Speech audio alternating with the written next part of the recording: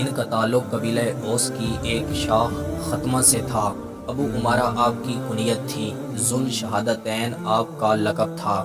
یہ لقب ہمارے پیارے پیغمبر محسن انسانیت حضرت محمد صلی اللہ علیہ وسلم نے ان کو دیا تھا۔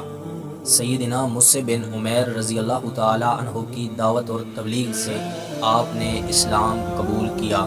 جب آپ رضی اللہ تعالی عنہ نے اسلام قبول کیا تو آپ نے اپنے ایک دوست عمیر بن عدی کے ساتھ مل کر اپنے خاندان کے تمام بتوں کو توڑ دیا۔ یہ تھا ان کا ایمانی جذبہ۔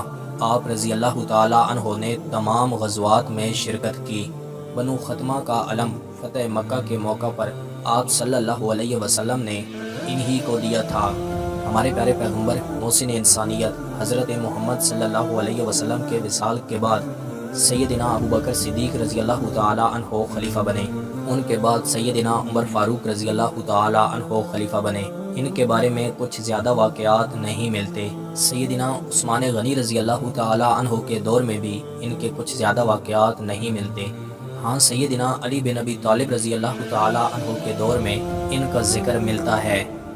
یہ سیدنا علی بن ابی طالب رضی اللہ تعالی عنہ سے بے حد محبت کرتے تھے۔ 37 ہجری میں جنگ صفین میں جب سیدنا عمار بن یاسر رضی اللہ تعالی عنہ شہید ہوئے تو سیدنا خزیمہ بن ثابت رضی اللہ تعالی عنہ جوش میں آ گئے اور مردانہ وار کیے، اور اسی جنگ میں آپ رضی اللہ تعالی عنہ کی شہادت ہوئی۔ آپ رضی اللہ تعالی عنہ کے 2 لڑکے، ایک کا نام عمر تھا اور ایک کا نام عمارہ، اور آپ کی ایک لڑکی بھی تھی جس کا نام عمرہ تھا۔ یہ آپ کی 3 اولادیں تھیں۔ ان کا لقب ذوالشہادتین پر ہم الگ سے ویڈیو بنائیں گے، جس کو تاریخ اسلام میں بہت زیادہ اہمیت دی جاتی ہے۔